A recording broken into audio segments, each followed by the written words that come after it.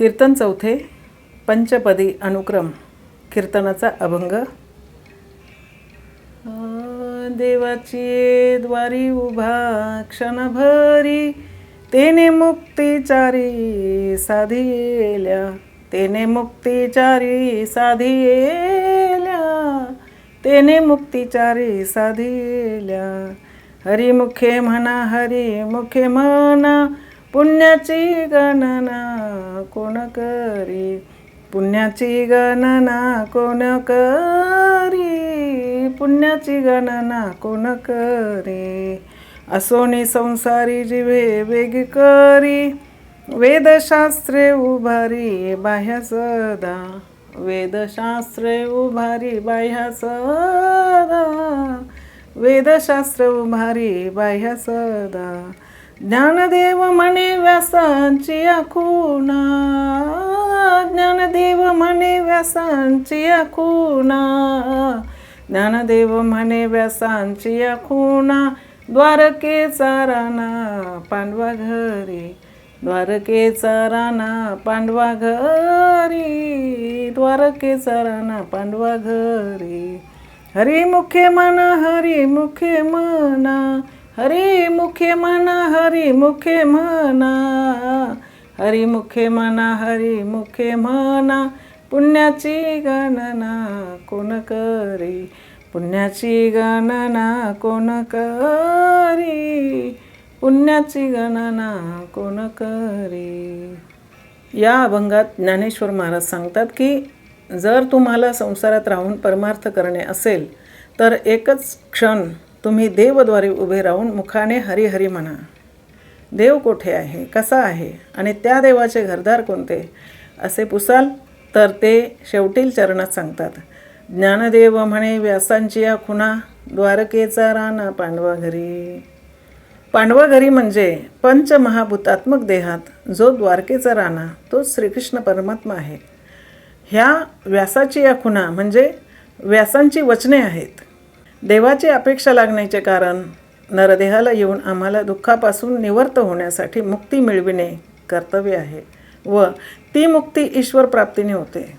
म्हणून देवाची अपेक्षा लागली. त्यासाठी देवद्वारी क्षणभर उभे राहायचे आहे. ह्या देवाचे वर्णन मागील कीर्तनात पुष्कळ तऱ्हेने केलेच आहे. तशा देवाची भक्ती न करता आम्ही दगडधोंड्यांच्या देवाला बसतो. याचे कारण देवाची जरुरी का आहे हे आम्ही नीट शोधले नाही. विचार करा, कोर्टात आपण गेले तर मुख्य अधिकाऱ्यास न ओळखता व त्याची सेवा न करता शिपाई, कारकून, वकील इत्यादी लोकांचीच फक्त सेवा केली तर भागेल का? अर्थात भागणार नाही. म्हणून आम्ही मुख्य देवाचा विचार केला पाहिजे. तुका म्हणे याचा विचार पाहाती, त्याची धन्य होती हरिभक्त. याप्रमाणे मुख्य देवाचा विचार न पाहता आपण भलत्यालाच देव म्हणून बसतो आणि मग फसतो. बाकी कोणासही न जाणता ह्या मुख्य देवाला तू जाण, याचाच फक्त तू विचार कर असे ज्ञानेश्वर महाराज एका अभंगात म्हणतात. काही नेनोनिया आन, एक विठ्ठलची जाण, हेची भक्ती हेची ज्ञान, एक विठ्ठलची जाण. एका विठ्ठलाला जाणणे हीच भक्ती व एका विठ्ठलाचा विचार करणे हेच ज्ञान. पण जग या मुख्य विठ्ठलाला सोडून भलत्याच देवाचा विचार करते व भलत्याच देवाला भजत आहे. असे उलट चालले आहे. या मृत्यूलोकांत असे सर्वच उफराटे वर्तन चालू आहे. याविषयी श्रीकृष्ण अर्जुनास काही काही गोष्टीबद्दल गीतेत म्हणाले आहेत की जयाचे प्रज्ञाबळ जिरोनी जाये, जो आयुष्य धाकुटा होये, तयाचे नमस्कारी ती पाये वडील म्हणून. म्हणून अशा या उफराट्या चालीच्या जगातून तू अंग झाडून वेगळा निघ व माझ्या भक्तीला लाग. तुका म्हणे इहलोकीच्या व्यवहारे, नका डोळे धुरे भरून राहू. जर आम्हाला प्रपंचात सुद्धा विचारां वाचून काही फायदा होत नाही तर मग परमार्थ बिनविचाराचा होईल का? अर्थात नाही. तो विचार कसा काय वगैरे सर्व विचार शास्त्रांनी करून ठेवला आहे. तो आम्ही वाचून पाहिला पाहिजे. खरोखर खऱ्या देवाचा तपास नुसत्या विवेकाने आम्हाला गीता, भागवत आदी वेदांतशास्त्र श्रवणाने लागतो. म्हणून प्रत्येक परमार्थ इच्छिक प्राण्याने गीता भागवत अगोदर श्रवण केले पाहिजे. तुकाराम महाराजांसारख्या संतांचे वेदांतपर अभंग वगैरे पाहणे अगर म्हणणे हेही अवश्य आहे. स्वतः तुकाराम महाराजच म्हणतात की भावे गावे गीत शुद्ध करोनिया चित्त, जरी व्हावा तुझ देव तरी हा सुलभ उपाव. जसे जसे आपण श्रवण करावे तसे तसे अंतःकरण शुद्ध होऊन मग अभिप्राया ते अभिप्राय विये असे अनुभवास येईल. उगीच भराभरा 7 दिवसात नुसते पारायण करणे, उपोषण करणे याला श्रवण म्हणू नये. श्रवणात लक्ष कसे तर पुढील दृष्टांतात पहा. जनकाने शुकाला डोक्यावर पाण्याने भरलेली परात घेऊन फिरण्यास सांगितले. त्यावेळी पाण्याचा थेंब पडेल तर माझे मस्तक तुटेल या भीतीने शुकाचे चित्त जसे डोक्यावरील परातीकडे होते तसे आपले लक्ष श्रवणात विवेकाने अर्थ वेचून घेण्याकडे व स्वहिताकडे असावे. प्रेमाविन भजन नाकाविन मोती, अर्थाविन पोथी वाचुनी काय. शिवाय उदाहरणार्थ भागवतात श्रीकृष्णांनी उद्धवास बोध केला आहे असे लिहिले आहे. त्यात उद्धव आपणच समजून त्यातील ब्रह्मरस आवडीने ग्रहण करावा. बाकीचे सर्व विचार दूर ठेवावे, मन एकाग्र करावे. तुकाराम महाराज म्हणतात, एक गावो आम्ही विठोबाचे नाम, अनेकांचे काम नाही आता. लावोनी मृदुंग श्रुती टाळ घोष, सेवू ब्रह्मरस आवडीने. मोडोनिया वाटा सूक्ष्म दुस्तर, केला राज्यभार चाले ऐसा. मन हे मृदुंग कल्पून ते श्रुतिरूपी टाळांकडे लाव, म्हणजे मन लावून वेदांत श्रवण कर. त्यात श्रीकृष्ण सांगतात की ब्रह्म हाच देव व ते प्राप्त करून घेण्याकरता संतांना शरण जा. या वाचून बाकीच्या सर्व लहान मोठ्या वाटा मोडून टाक, म्हणजे याशिवाय अन्य विचारात पडू नको. पूर्वीच्या संतांनी प्रथम भागवतादी ग्रंथ श्रवण केले आहेत. त्याशिवाय आपणास स्वहित कळणार नाही व स्वहितासाठी श्रवणावर भाव व तीव्र इच्छा पाहिजे. ती इच्छा वाढण्यास आपण या नाशिवंत देहाकडे वारंवार विचाराने पाहावे. तुकाराम महाराज सांगतात की नाशिवंत देह जाणार सकळ, आयुष्य खातो काळ सावधान. क्षणोक्षणी हाची करावा विचार, तरावया पार भवसिंधू. प्रथम श्रवणाची इच्छा बलवत्तर असेल तर पुढे भाव बसेल. म्हणून इच्छा उत्पन्न होण्यास विचार करावा की हा देह एकदा गेला की सर्वच कर्तव्य संपले. मग ही 2 अक्षरे आपणास कोठून ऐकण्यास मिळतील. ब्रह्मप्राप्तीचे तर नावच नको, पण इकडे आम्ही न पाहता स्वस्थ बसतो. असा काय दम आपल्या अंगी आहे की आपण अमर राहू. संत म्हणतात, काय दम ऐसा आहे याच्या पोटी, काय जाबदेसी यमापाशी.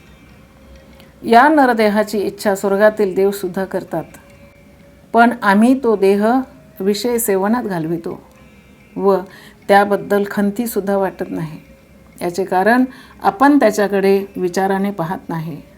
अगोदर तर सर्व तऱ्हेने उत्तम अव्यंग असा नरदेहच मिळत नाही. कारण कोठे काही एक आहे एक नाही.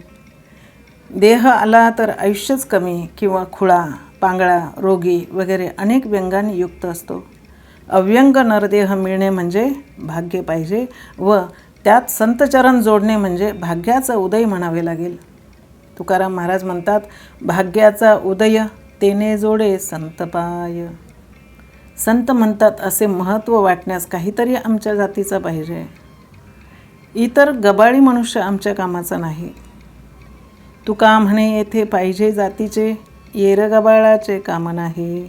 परमात्म्याचे स्वरूप निर्गुण निराकार असल्यामुळे त्याचे वर्णन सर्व संतांनी निवृत्तीपर भाषेने केले आहे आणि आम्ही प्रवृत्तीने जाणू पाहतो.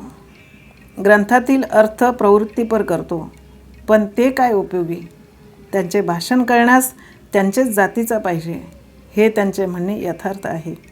यासाठी आम्हाला अगोदर त्या संतांची संगत घडली पाहिजे, म्हणजे मग सर्व गोष्टीला मूळ अगोदर अनुताप अथवा पश्चाताप झाला पाहिजे व तो तर होत नाही. मग पुढे संतांवर व त्यांच्या श्रवणावर भाव कसा राहावा. एकनाथ महाराज म्हणतात, अनुतापे विना भाव कैसा राहे, अनुभव पाहे शोधून या. आमचा भाव जसा पाहिजे तसा नसतो. सवडी अंती पोथी व खरा भाव संसार धंद्यावर याचे कारण अनुताप नाही. तो कसा उत्पन्न होईल? तर मागे वर्णन केले आहे की नाशिवंत देहाकडे पाहून त्याचा विचार केला पाहिजे. विचाराने अनुताप होईल. पूर्वीच्या संतांनी सुद्धा अभंगातून या नाशिवंत देहासंबंधी विचार केला व अनुताप उत्पन्न करून घेतला. क्षणभंगूर नाही भरवसा, वारे सावध सोडा माया आशा. काही न चले मग गळा पडेल फासा, पुढे हुशार थोर वळसा गा. राम राम स्मरा आधी. ज्याप्रमाणे आपणास रेल्वेमधून कुठे प्रवासात जाणे असल्यास गाडीची वेळ धावत पळत गाडी निघून जाण्यापूर्वी गाठतो, त्याप्रमाणे आपले नरदेहाचे आयुष्य संपण्यापूर्वी सर्व बाकीच्या उपाधींचा त्याग करून ईश्वर प्राप्ती करून घेणे आहे. प्रत्येक प्राणीमात्रासंबंधी जर विचार केला तर सर्वत्रांच्या अंतःकरणात मुख्य दोनच वासना असतात. एक आपण अमर असावे व दुसरे सर्व काळ सुखी असावे. या इच्छा तृप्त करण्याचे उपाय भागवत ग्रंथात यथासांग सांगितले आहेत, पण ते त्याच्यावर भाव ठेवणाऱ्याला उपयोगी पडतात. अभाविक लोकांना त्यांचा काही उपयोग होत नाही.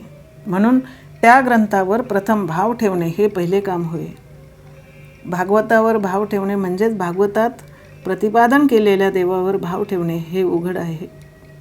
देव भावाचा भुकेला इतुकाची दुष्काळ तयाला, हे आपणास वेदशास्त्र व संत महात्मे वारंवार सांगतात.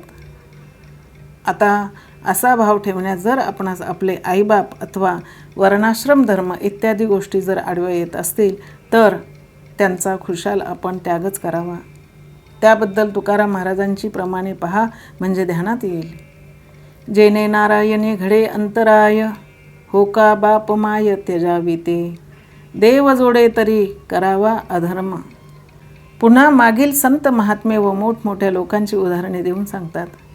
प्रल्हादे जनक विभीषणे बंधू, राज्यमाता निंदू भरते केली. याप्रमाणे अशा सर्व विघ्नांवर पाय देऊन भागवत भावपूर्वक श्रवण करणे हेच भवरोग दूर करण्याचे औषध आहे. व या भागवत श्रवणानेच पुष्कळ संतांनी जगाचा उद्धार केला आहे व आता होत आहे आणि पुढेही होईल. तुका म्हणे भागवत केले श्रुत सकळांचे. जगाच्या उद्धारासाठी एकनाथ महाराजांनी सर्वांना भागवत श्रुत केले आहे असे या चरणात तुकाराम महाराजांचे म्हणणे आहे. मात्र ते संत मुखाने श्रवण केल्यास गुह्यार्थ कळेल, नाहीतर आंधळ्याने वाचले व बहिऱ्याने ऐकले अशी स्थिती होईल.